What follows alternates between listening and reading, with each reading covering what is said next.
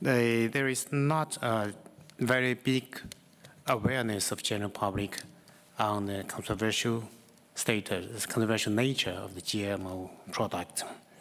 Some intellectuals pay attention to this, but for general public, the majority of the people think that if Americans think that the GMO is safe, it is safe. But for the government, the government adopts a very prudent position, because in the one hand, if GMO is proved safe, it will be very helpful to solve China's food problem in long term. But in the other hand, government knows that to prove a product to be safe or not, we should have decades, even generations to prove if a product is harmful or not for the human body. So the production of GMO in China is still in the experimental state. But in the import of products, important part of them, especially the oil, the vegetable oil, and beans imported from United States, is of GMO. So the policy of government is to require the enterprises to make a signal in the product, and up to consumer to decide to buy or not the GMO product. Thank you. Thank you very much.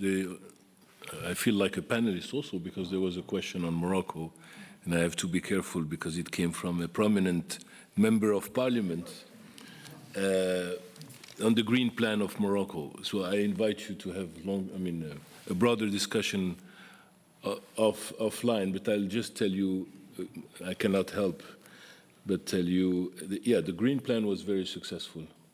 I think pointed to some of the solutions that Mr. Torat alluded to, like aggregation, but we have to think very hard of his words of wisdom, aggregation without exploitation. We have to be careful. There are, aggregations are not all created equal. I think also I will give a couple of minutes to Mohamed to tell you that something that has been very quiet in Morocco, but the role of fertilizers in the success of the Green Plan. But let me also, by way of caution, because you mentioned Brazil, and I saw dreams in your eyes, a word of caution. The Green Plan has coincided with 4 years of rain, heavy rain in Morocco. And many of you here, my fellow Moroccans, have also lived through consecutive 4 years of drought. Let's make sure not to draw policy conclusions from what has happened over the past 4 years. But just maybe a couple of figures, Mohamed, on the impact of fertilizers in support of the Green Plan, if you like. Just very briefly. Okay, I'm just going to, basically, as this conversation has been extremely rich, and we've talked about a fairly holistic approach to looking at this problem, and I think the role of fertilizer needs to be mentioned very specifically, because I think I look at it as one of the anchors in coming up to a solution to one of this sort of food security issue.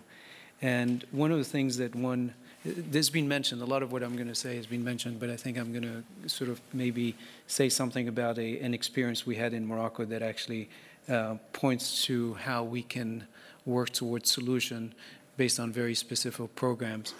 Something that has been mentioned was this issue of innovation, and I think one of the things we have to look at when we look at innovation, we always think of product innovation, and that's a very important thing. But there's also business model innovation. And one of the things we have done, for example, in Morocco, is to introduce a real public-private sector or private partnership in order to turn the distributors into developers or developers of the agriculture. Essentially, we force the distributors to include extension services as part of their service. In order to be able to become part of the OCP distributors, they have to also develop and teach the farmers the right way to apply the fertilizer, what kind of fertilizer. And this goes back to the gentleman who was talking about, it's not enough to have innovation, you have to be able to transfer that innovation.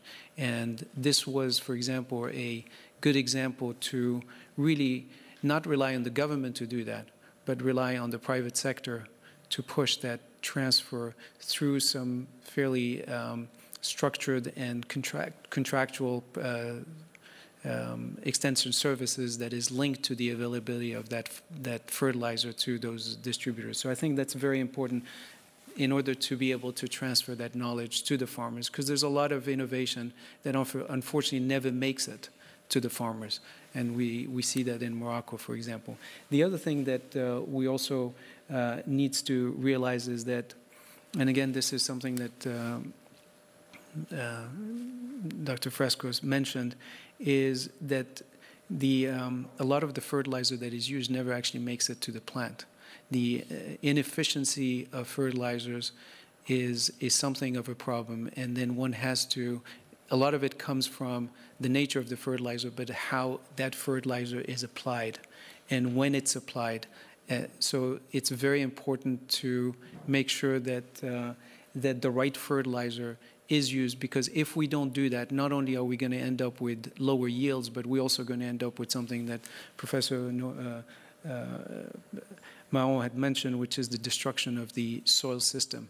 And once you destroy that soil system, it takes many, many years to get it back. And I think this is something that, you know, unfortunately we don't stress enough, is when we don't use the right fertilizer, it's not just we don't get enough yield, is we actually run into the issue of destroying the soil system.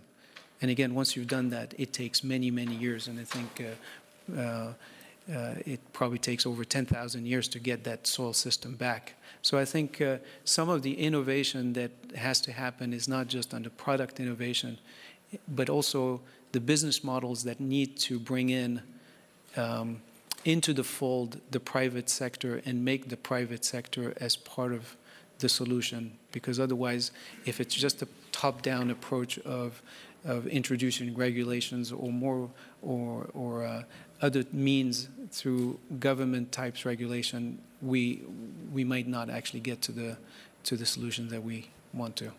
So I just wanted to give a couple of examples of a system that has been introduced in Morocco. It's recent. We're going to see the result of that in a few years, but I think we're very excited that this is where, for example, Fertilizers Company can actually play a role in changing the nature of the way some of this innovation and some of the transfer is done towards the farmer, especially smallholder farmer. Thank you very much, Mohamed. We've finished. We still have a good half hour, so we finished the round. Let me, Professor Moran from Georgetown, go ahead, sir. Thank you very much, Dr. Tourab. Since Morocco has become, has been introduced into the conversation, let me ask a question about phosphates and fertilizers and food security. Because the most recent statistics show that the concentration in phosphates in the world has shifted dramatically in the direction of Morocco. Now, my colleague from Washington and Lee and I are both a little suspicious of these statistics because there has been a lot of exploration in Morocco and many other parts of the world because phosphates had such low price, haven't been explored. So I hate to disappoint you, but I think you're not going to remain quite so central to the fate of the universe. But this is a serious question. You have a very large expenditure program increasing capacity of rock production. You have a very ambitious slurry system. You have a new chemical hub. how are you going to use these expenditures to help contribute to the avoiding the problems of food security, avoiding the problems, as Louise pointed out, of fluctuations? Could you amplify a little bit what OCPE's strategy is in relation to international food security? Thank you.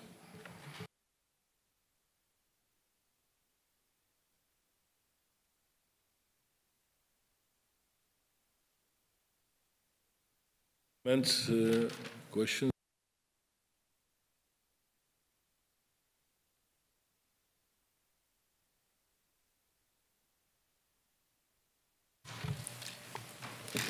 How are we going to contribute to food security? Well, I think, again, if we pick up the numbers that Louise has mentioned earlier on, I think there was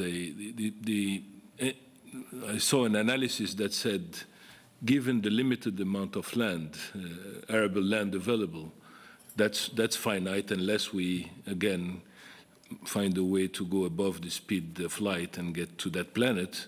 For the foreseeable future, I think we have to go, and again, notwithstanding Mr. Shetrit's ideas of using arid zone agriculture, I think we have a fairly finite amount of arable land, a growing population.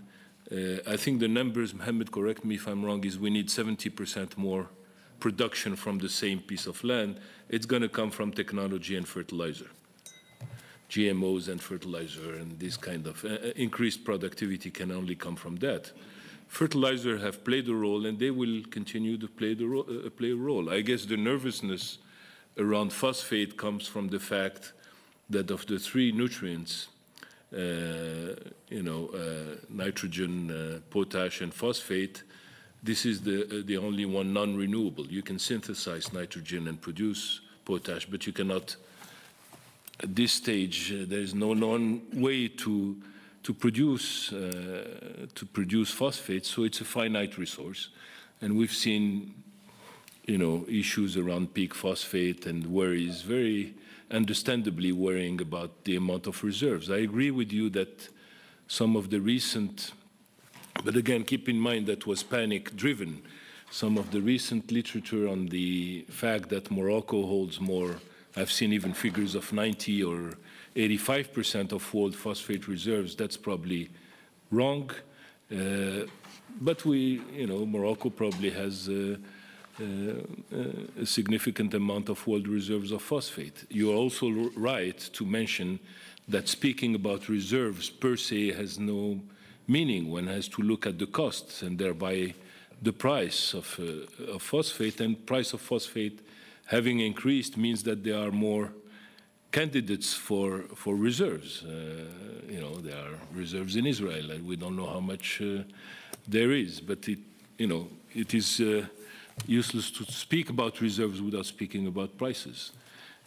But basically, again, I think the parallel with food and agricultural prices can be made. Increased price of phosphate is an opportunity because it has allowed companies like OCP to invest in more production of phosphate, and thereby, the phosphate we produce and the fertilizer we produce out of this phosphate can only go out of Morocco. The Moroccan market is fairly limited. That's our contribution. If we are investing so heavily, it will contribute to stability in phosphate and fertilizer markets, and that's exported. That goes to help feed the planet.